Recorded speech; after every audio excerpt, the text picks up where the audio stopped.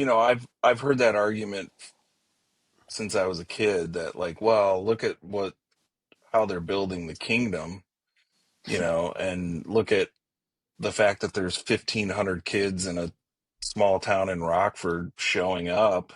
And I would always be like, yeah, but at what cost? I would always be like, well, why do you have to leave so many body bags along the way to do good?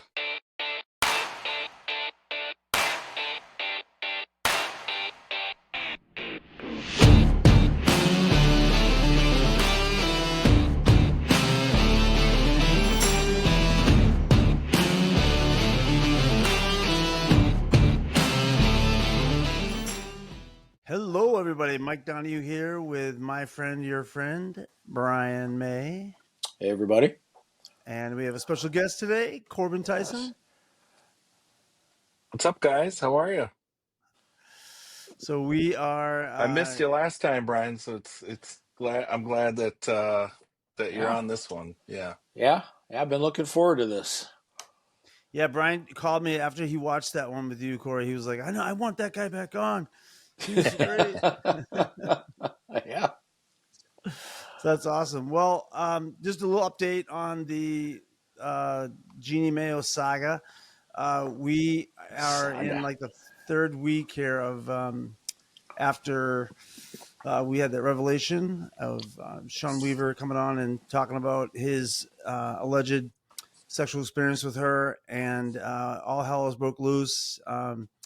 As it stands now, the District of Georgia has submitted something to the national office. They voted, and basically they took her credentials, ministerial credentials from the Assemblies of God.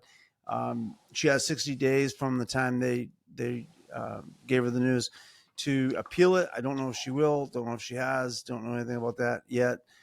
Just know that there's been a lot of feedback. We've gotten some negative feedback, mostly positive feedback from people just piling on and saying thank you and, sharing their story and that kind of thing. So we had Corey on a couple of months ago, probably 6 months ago, and it was a very well-received podcast. People loved him. And so, and just in light of what's happening right now, just kind of, aftermath of everything, just wanted to bring him back on and discuss a few things. And Corey, I'm just going to let you go. We'll probably ask you some questions. So Yeah. It's funny because my phone's been blowing up just from alumni from Christian Life and friends that were in Master's Commission in Rockford or work there, and it's been a mixed set. Like, oh, is this true? And then the other side of like, I knew it, and so it's been interesting to kind of see it all unfold. why And don't you share a little bit about who you are and just to recap, like what your role was there and that kind of thing. Right. oh yeah, that's probably good. So yeah, I grew up. I was a lifer. I started going to Christian Life when I was in kindergarten, and then graduated from high school there. And my famous story is I was always up to some shenanigans, and I have a picture of it, of walking across the aisle getting my diploma, and then Jeannie whispering in my ear, I know what you did last weekend. And I was like, how did you know? How did you know? And then went away to college on a soccer scholarship, got arrested. Jeannie bailed me out of jail, and then convinced me to go to Master's Commission there in Rockford, and I worked there for probably 4 or 5 years, and then left, and then worked in ministry up until probably about 5-6 years ago. So it's taken me a long time to unravel all that was going on. But as I get older, and I think I said it on the last podcast, my oldest is 21 now, and it started to kind of unravel of like, hey, what was really going on there? Because I just kind of thought that's how the world works. I started going there when I was 5, and Oh, I just thought that everyone wore long denim skirts and that you weren't supposed to listen to secular music. And not until I started, my wife and I started having kids, that it started to unravel. Like, that doesn't make sense. And I would say, to kind of quickly summarize it, it was like the whole time I was raging against that machine, and I was trying to get out subconsciously, but just because it was my whole worldview, I wasn't able to get out. And even when I left, I still thought, well, maybe these other places or these other churches will be better about it. And I experienced the exact same thing working for as big of churches as Willow Creek, and then had a stint of doing quite a bit of video production and marketing for Zondervan. And it was just like everywhere I turned, there was injustice happening from what I felt was injustice. yeah. And that's why um, I'm excited about what you guys are doing. I've been uh, nervous about it for you guys, but also the amount of texts that I've received, or just running into people, because I still live here in Rockford, or in the area, that I run into people. And I did 2 weekends ago from somebody I graduated with, and there's a lot of hurting people, and I'm happy to share, my perspective. And um, if it helps somebody just kind of not feel like such a weirdo, then great. you Why do know you think that there was so many hurting people in Rockford over this? I think I think if there's like a common theme, it's like there was so much really great things that happen, Yep. right? I had the time of my life. I made my best friend Dave Kelly was just in town a couple of weeks ago, and we hadn't seen each other in probably 10, 15 years. And um and we talk on the phone a lot, but it was like there's this, I wouldn't have friends like that. I met my wife there, and we're happily married. And I started my career in marketing and advertising by kind of paving the way there for video production and graphic design. And it was really, really great. And I think for me personally, and I think the common story I hear is like there's just so much good, and it's like intertwined with all of this like really weird stuff that even Yeah. as kids we were like, wait a minute, that's not right. Yeah. And if why I'm happy to share that story, and why I'm happy to share it 2 weeks ago at a 311 concert I was at, and I ran into somebody from high school, and I Yeah. told her, I just was like, yeah, there was a lot of good and there was a lot of bad, and it's Yeah. really hard to unravel it all and figure out what was positive. Yeah. That. And so if I can be a voice of like, you're not weird, and if you felt that, that's okay. And then also, like, for a lot of people it worked, and a lot of people it still works, and that's okay too. Like, I think Yeah. that what I've learned is just like everybody's different, and I just was sort of a square peg and being forced into being around into a round hole, if you will, like that old Fisher Price toy that you would put shapes into it. Remember that? And I Yeah. always was Yep. like, gosh, I want to make this work because this is how the world works in my brain. And it never worked. So I was just always like in a state of angst, and then quite frankly a state of stress and anxiety trying to make it work. And it wasn't until my 40s that I really was just like, it's okay that it doesn't work, and it's okay if it does work for some people. And I don't, I try really hard not to condemn or judge those people. It just When didn't when work you for me. say when you say it works for some people, you're not saying the corruption works for some people. Like you're just saying some of No, the no, no. I'm saying the church as a whole.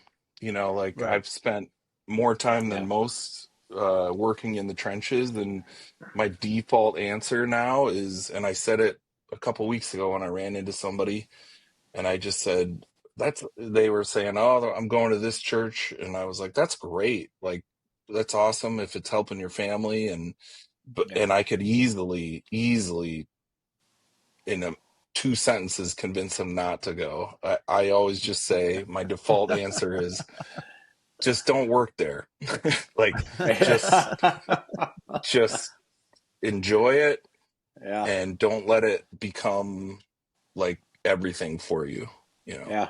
Yeah. Yeah. It's good. Yeah. I've had multiple conversations with former students from Bellevue Christian, um, both messenger Facebook groups calling me, and everyone says the same thing. It's just like, wow, I have some great memories, great things happened to me there. I have this, that, and the other thing, but in the midst of it was all this other stuff, and that is definitely a common theme. The other thing you said, I've also had conversations where people would say, hey, back in the day, I thought it was normal, and then this happened or that happened, and I realized, holy crap, that was pretty weird. Maybe it wasn't normal. So both Yeah. common And for themes. me, it just was like, it makes sense that it was my worldview because that, my parents dropped me off there in kindergarten, and, next, I just thought that you shouldn't go trick or treating because that's worshiping the devil. I Yeah, just thought that's how the A plus or 1 plus 1 equals 2. yeah, And also don't go trick or treating because you're worshiping the devil was like, yeah, yeah, it wasn't even something I would argue with. It just was yeah, like, yeah, my teacher told me, yeah, the person in khakis and a button up told me this, and so it must be true, you yeah, know. yeah. I have so many That's smart funny. remarks just getting ready to roll off my lips, but I'm just going to hold them back right now.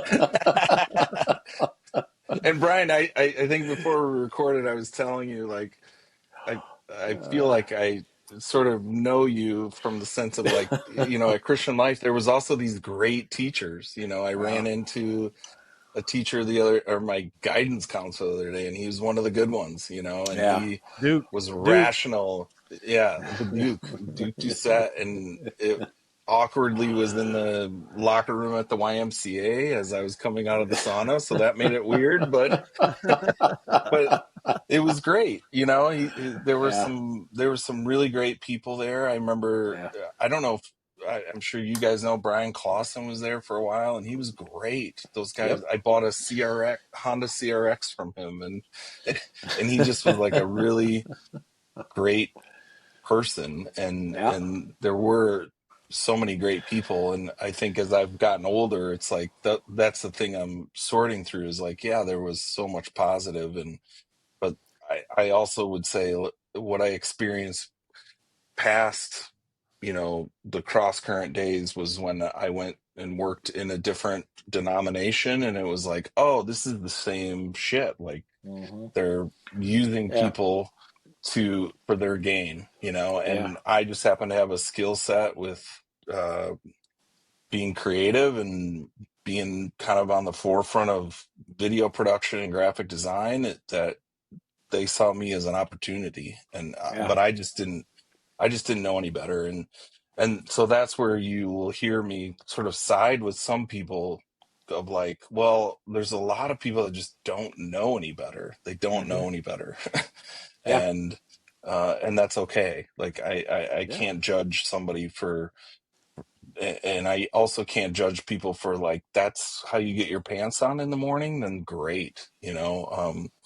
There's a church here locally that I don't go to, but I know the pastor, and he's a great guy, and he's not in it for the money. He does it because he really believes it. And people will ask me, hey, I'm looking for a church, and I'm like, go here. This guy's this is a good guy. And then it is ironic though that they will ask me like, well, do you go there? And I'm like, well, no, but like,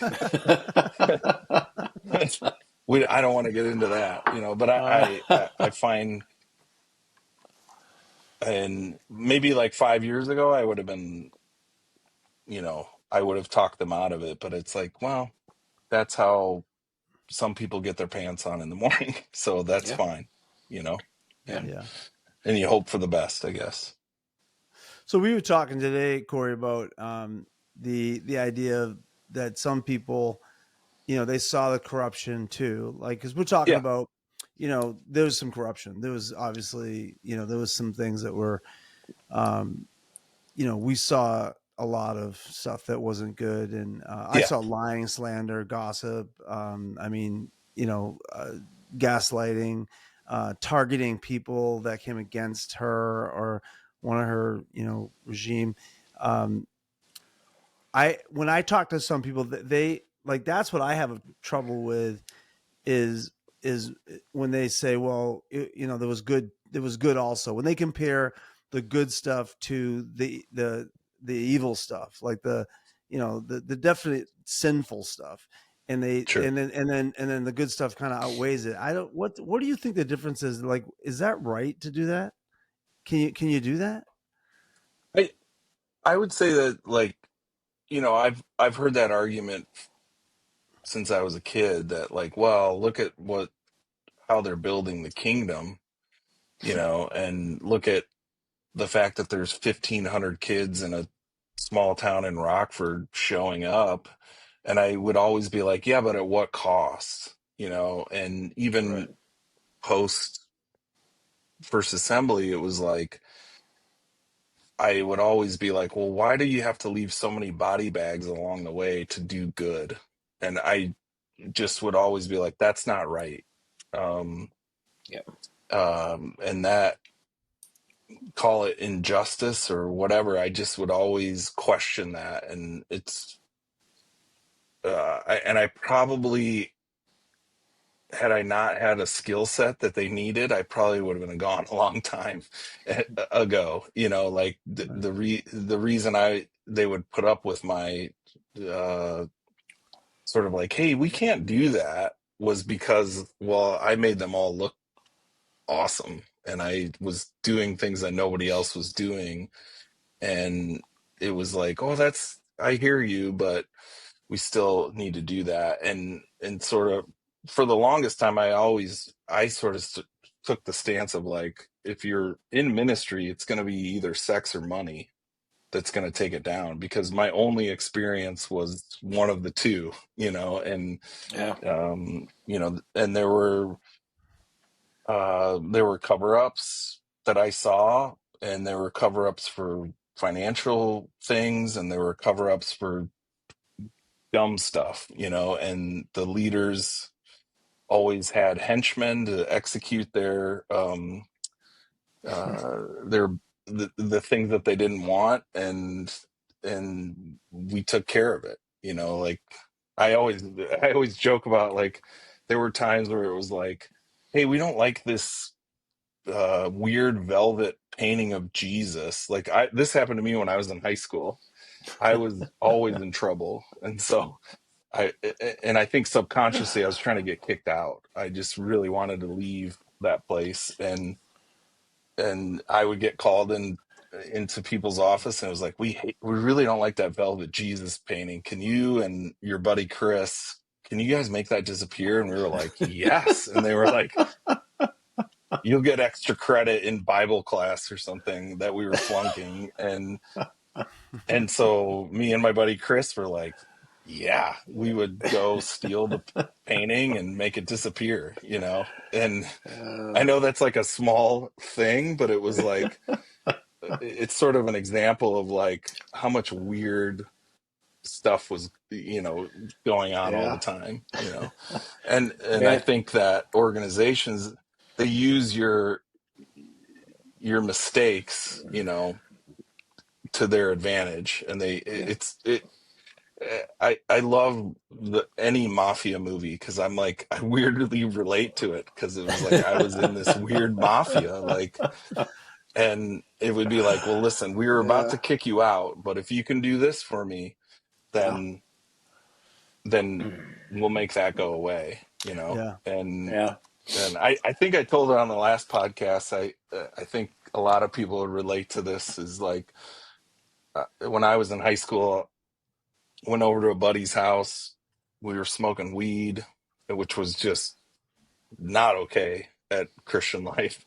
And then I went to I went to a dance with like a public school girl, which was also like really frowned upon. Shocker. And that, yeah. And so that night went and smoked pot. And then I went to this dance with this girl and I'm at her house. And, I was 17 trying to do what 17-year-olds do. And all of a sudden there's a knock on the door. And I was like, oh shit. And this girl I was with, she was like, well, who's knocking on my door? And I was like, it's either the police or it's Jeannie. And sure enough, it was Jeannie. Oh This is God. pre-cell phones, right? And she somehow figured out I was at this girl's house Wow. and was like, listen, you're about to get kicked out. And, um, Oh but if gosh. you do this, this, and this, we can make a deal, Yeah. So, Yeah. Yeah, and Yeah. and she then did a I lot of probably that was stuff. like, She fast did a lot of that forward stuff.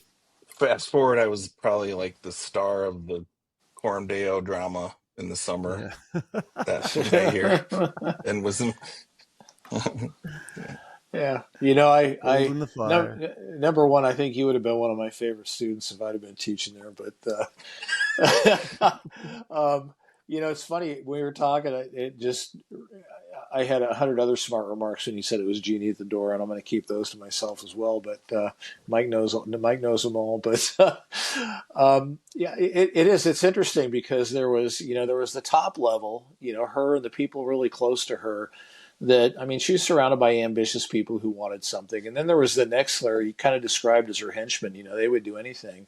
And I think you probably fall into this last category, and I'd like to think that I fell in and Mike did. Is that you really believed in what you were doing? You thought you were doing a good thing, and you saw the stuff, but you thought you were doing a good thing. I know a lot of my colleagues at the school.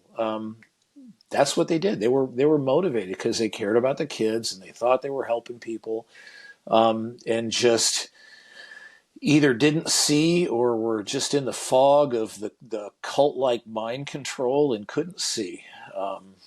So yeah, yeah, that all resonates. yeah, yeah. I definitely was part of that, and I will say that I did do just some good. We Yeah. did a lot of really great things, and um, like when I was there, I started this skateboarding ministry, and it was like we were a band of misfits, and we were kind of like, well, we're gonna do this thing and actually try to be Jesus with skin on. And we built all these ramps and we provided a place for these skateboarders, and we didn't try to like preach down their throat. We just were like, you know what, our job, I always really believe that my job was like, I've got to be, um the name of the skateboarding company or ministry was called Paradigm, which is a mindset or idea. And I really took it upon myself that I was like, I'm going to try to change the misconceptions of Jesus. And I'm going to try to Mhm. be an actually good person to these kids, because these kids would never, ever come to youth group. Right. And I remember we did this event, and it was like, um, we rented out like a indoor volleyball place, set up all these ramps. There was 250 kids there, Wow. and we made a short film. This is in the 90s, like people weren't making YouTube videos, so we made this short film. Um, and then while the short film was playing, I got pulled aside by leadership, and it was like, well, you have to do an altar call. And I was like, no, like I'm not, like this isn't the place or the time. And they were like, well, then it's not valid if you don't preach the message of Jesus. And I remember those times of being just like really like throwing up, because it just was like, no, like that's not what you talk about God's calling. It's like, that's not what I'm called to do. I'm called to just be a friend to these kids and just be there for them. And I can't tell you how many of those kids I'm still in contact with and I run into. And it was like the one of, I don't want to say the only, but it was like I was this positive person in their life that wasn't trying to like convert them. I just was like, hey, you're a good kid. Let me show you how to run a video camera. Let me show you how to do websites. Let me show you how to do something with all of this angst that you have. And then yet behind the scenes, I was just being, chastised for not having an altar call, Yeah. and that stuff, slowly over time, I think those sort of things just like chiseled away at me. So I kind of ran from it and didn't do anything with it. And it wasn't until, like I said before, I started having kids that it was like, why am I depressed? Why am I anxious? And why am I full of so much guilt? And it was like, oh, because you were trying to fit into something that just wasn't who you were, Yeah. and then also I just was in hindsight being really taken advantage of, and watching Sean's podcast, it just was like, oh man, like thank God that level of abuse didn't happen to me. But also I weirdly related to a story to a T, and it wasn't sexual abuse, it was spiritual abuse, Yeah. Yeah. It's bait and switch. It's I love you, I love you, I love you, and now change the rules. And it's just not. It's not the gospel. It's not. It's not the way. It's not the way it should be.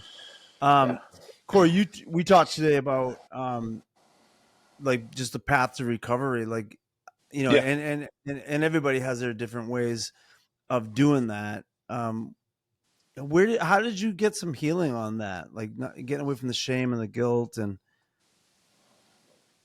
Yeah, I think to say that get away from it it's just something that will always be there. But I just decided that when, my wife and I started having kids, I was just like, I want to do everything I possibly can to be a really good dad. And a lot of the depression and anxiety that I was dealing with, it just would come out in the weirdest places, and I would have panic attacks, and I still was in ministry, still trying to do what I could to change people's misconceptions of who Jesus was and who he is. And I reached a point where a couple times I had some panic attacks and I didn't know why. And so I just asked somebody, I was like, what do I do with this?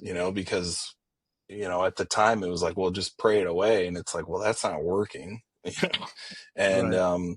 so I found a great therapist, and I just started kind of unpacking. Um, I just started unpacking all of how I was brought up, and they were like, "Oh," in fact, a couple times they would be like, "Holy shit, this is deep," and and I had this great therapist that said something to me that I was like, "Oh, that's interesting." She was like, not to discredit any levels of abuse, because I think there aren't levels; it just is. It was Right. like, in some cases it would be easier if you showed up here and you said that your dad beat the shit out of you, and because then you could go, that was it, that was what happened to me. And so she was really great as far as like unpacking and just kind of making me aware, to be honest with you, of Wow. how emotional spiritual manipulation is um also bad, Incredibly bad. Incredibly bad. Right. yeah. And I think that, it's taken me a really long time to not only understand what it is, but also just to decide to move on and to decide that those people, well-meaning or not, don't have weight in my life. And that was a chapter that happened, and some of it was out of my control as a child, as a 5-year-old. And I just, probably pretty recently just decided that, like, I'm not going to let it stop me from being an awesome dad. I'm not going to stop it from being a good businessman. And what I learned was, when I tried to just put it aside and just say, oh, that was just, there, you were doing all this good, or you were doing all this kingdom building. And when I decided to really kind of take a deep dive, and it was brutal to take that deep dive. And I just decided, like, you know what? I'm not going to give weight to those people. I don't care what they think. And just decided, like, I'm going to work really hard. And it was years of going every week and showing up when I didn't want to show up. And just, some weeks I got nothing, and other weeks it was groundbreaking. And then I would also say, like, there's days when it rears its ugly head, and it's just like, oh man, I forgot about that. Or so for a lot of years, I think I was disassociating from what had happened because I didn't know what to label it. And so therapy was like a really great way for me to address it, recognize it for what it is, and then move on. I think that that's what I also see, is like, there are people that are hurting that don't have the tools to move on. And that's been super freeing for me, is to move on and be okay with it. Because I'd be lying if I didn't say that I really wanted it to work. I really wanted it to be, 1 + 1 = 2, if that makes sense. And Yeah. every time I would be like trying to add it up, and it would be 1 + 1 = 3. And I'm like, yeah, that's not right. And I left that place, went to other ministries, and it was just it was the same old bullshit. And so it wasn't until I just decided, like, that world is not for me, and I don't do things for ministries anymore. And it's been great. It's been great. It's not perfect, and it still um, comes up, and in weird ways that I can't even explain on the podcast, but it's a real thing. And I think I told you, Mike, like, the only reason that I would come on here is because I had heard, I can't even remember her name, but she told the story of working for Jeannie's ministry in California or something, and was like ghostwriting her book. And I texted you, and I was like, I'm in, because her story was like, it was just rinse and repeat and copy and paste. And I just was like, if I can just be a little bit of a voice of, like, you're not a weirdo, you're not strange, or it's okay to feel that way. Yeah. If somebody came up to you and said, Corey, give me a paragraph on what's wrong with the American church, what would you say? Because it's not just Jeannie. It's like you said, it's across the No, board. no, no, no. Right. It's Right. not, like, it's not. And it's not. Um, I mean, I could say in one word, it's money. Right. I Yeah. mean, I think that where we went wrong is my parents' church growing up. Ironically, my parents didn't go to First Assembly. We went to a small little Christian church, and my dad just was a teacher by trade back in the day, and was watching what was happening in the public schools, and he just was like, I got to get my kids out of there. And um and we grew up in this church where it was like potlucks and Yeah. Yeah. community, and after Sunday you went over to one of the deacons houses, and you swam in the pool. And the youth group was like ski trips and summer camp, and it was great. It just was community. And I think that what's wrong with the American church is that they have gotten obsessed with becoming famous, and they've been obsessed, and the root of that is money. It's like, oh wow, this guy's got a jet. Like, oh, I want a jet. Oh, I want to be famous. And I think if I were to pinpoint currently what's wrong with the American church, it's worship music. Period. It's like, what are we doing here? Like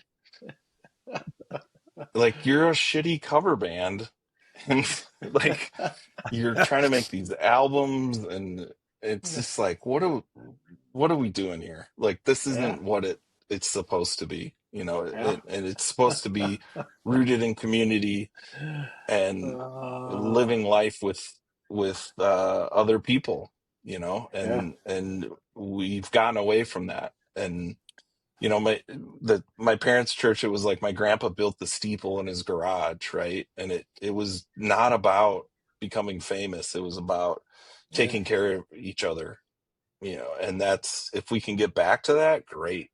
I don't currently think that that's possible because money is pretty awesome and pretty tempting. And Yeah, yeah, yeah, yeah. yeah. It's But a that's, I have to just like clarify that's my perspective, because I right.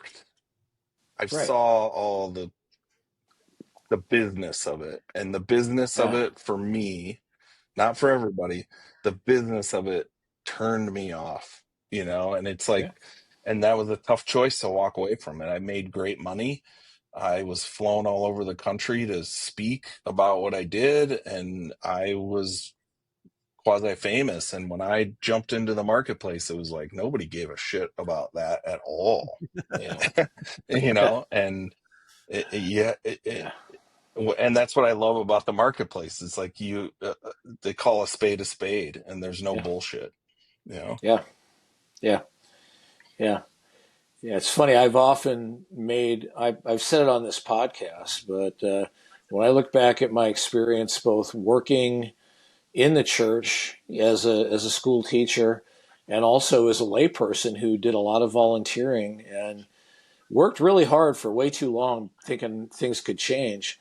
When I rolled into the corporate world, I'll say 11 times out of 10, there is not a single instance where you could pin me down and say I got treated worse in the corporate world than I did in the church. I mean, that is just it's the antithesis of that, because it's, for like it or not, it's a meritocracy, and people are treated like people, and they're not treated like, my experience anyway.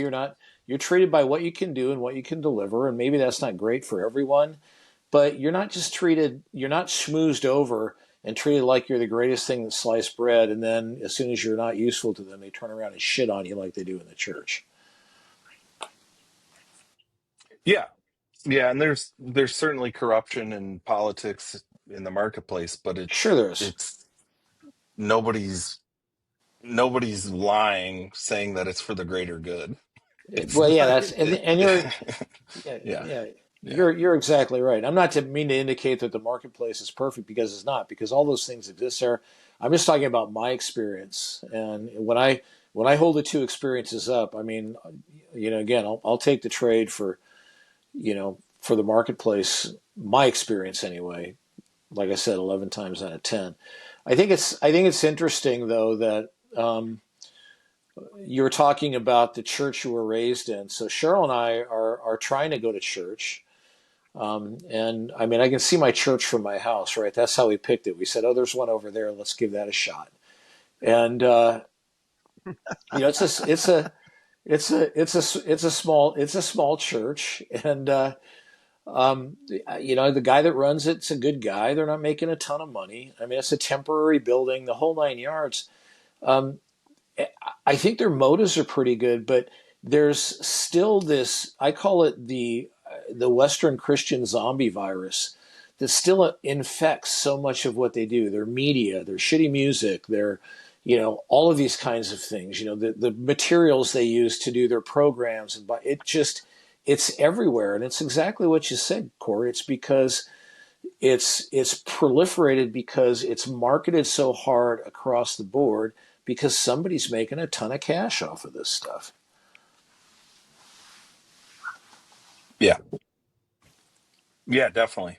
Yeah. And I don't want to say that all churches are bad. I think there are some good ones out there, and but I think where it gets dangerous is when you do have to apply some business principles, but at the same time, like what are you really trying to do? And I've seen some good ones that are really truly trying to do good, and it's ironic exactly what you said. They're often pretty small, Yeah. and um and I don't think that's bad. I think there's a place for everybody, and I was telling Mike at some point, I was like, if there's anything that I was robbed of for me is that ability to just walk into a church, like it's not even, you talk about triggers. It's like, it's not even, it wouldn't be healthy for me to walk into a church, and I live here. I drive by,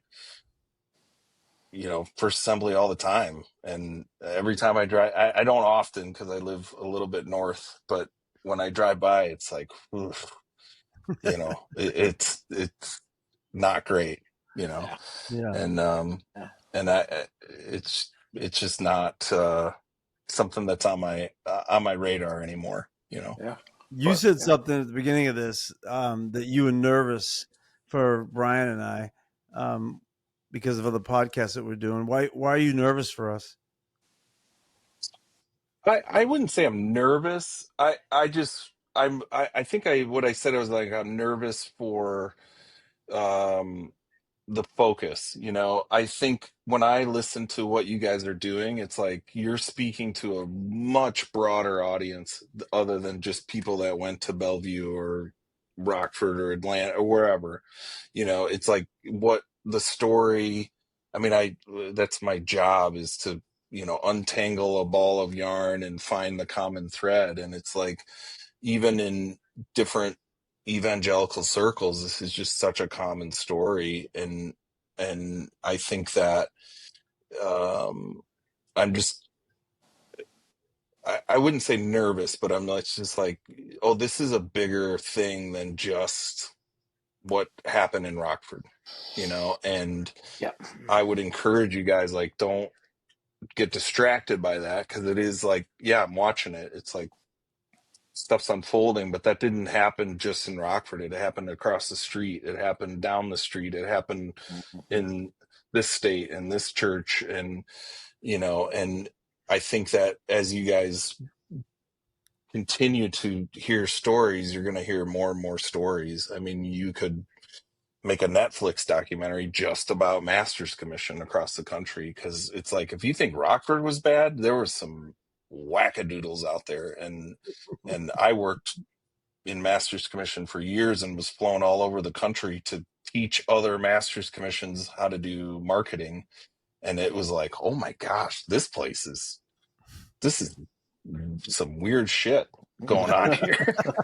I thought where I was weird, but man, Ah. there's some really, really horrible, even more horrible things going on. Yeah. Um, and I think it all comes back to money and power, and then just a level of, um, ignorance, and a level of like preying on Yeah. stupid people, if I'm being honest, like on sheeple that don't question things. Um and and what's tough is like, there's times where I'm like, God, this person could really use the church, because it is, there is good when you're at your lowest. The church is a great place. Or even when you just move into a new area, there's no better way to network. There's no better way to make friends. And I think that you just have to be super guarded, and you have to kind of, um,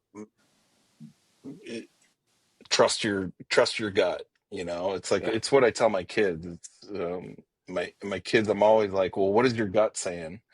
And, they'll say, well, my gut's saying this, and I'm like, trust that. Don't trust other people. Trust your gut, because that is what's right.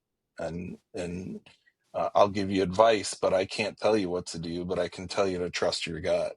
It's awesome. Brian, do you have anything else you want to ask or? Yeah, I just want to second that notion. It's funny. I was talking. My wife she came up with a list.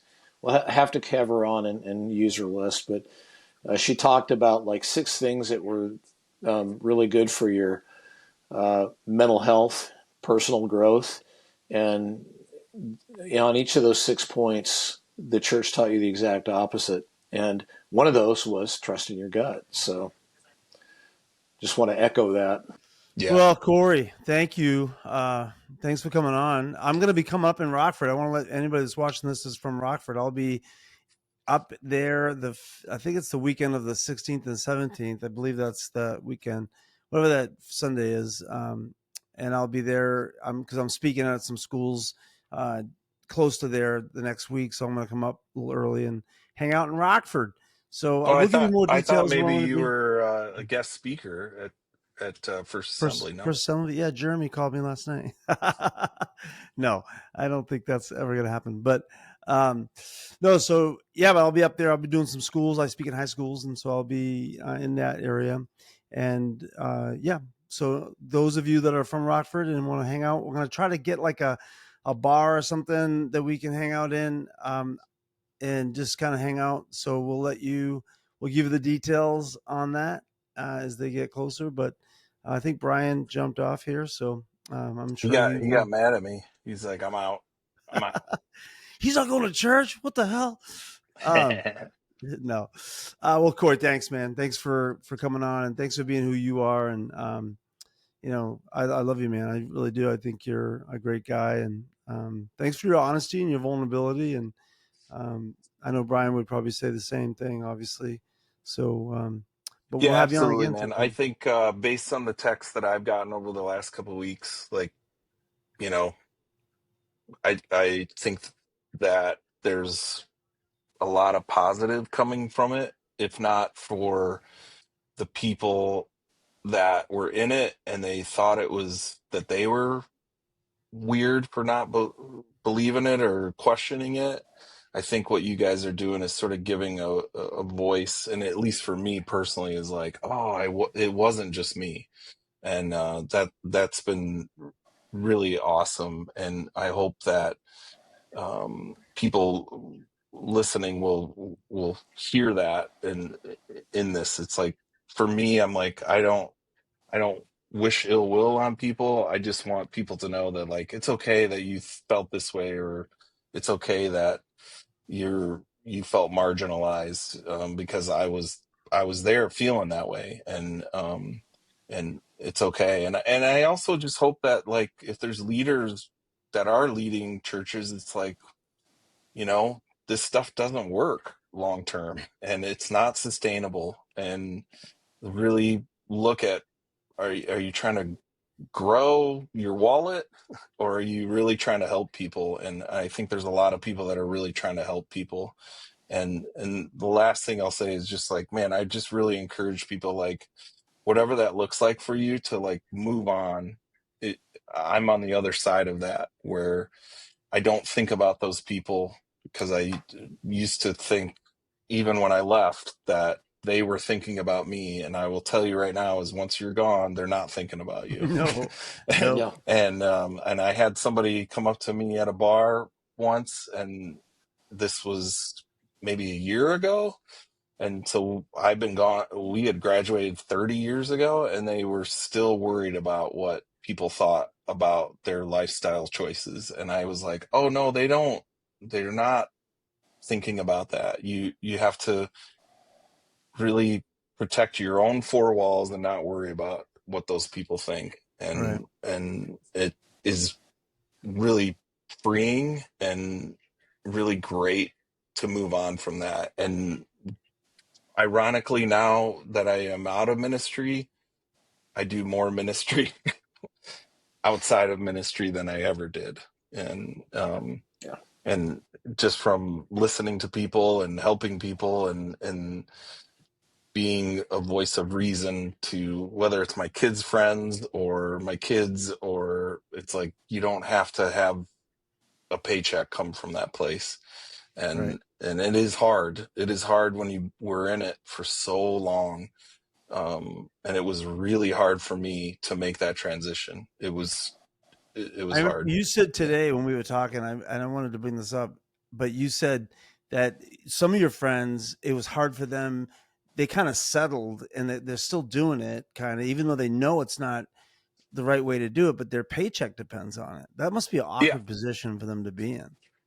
I can't speak for them, but I can speak for myself. I did it for years because I was like, I'm making really good money here, and and I gotta feed my family, and how am I gonna do this? And so I was really good at disassociation and just able to like shut down and just do the work. And but you get to a point where you're like, I can no longer just do the work because it's not good for me from a mental health standpoint, from a physical health standpoint, because it'll root its ugly head. And I would say I'm very fortunate that I had a skill set that I could fall back into and that is marketable from, I run an ad agency now, and people pay me for my skill set. And I feel,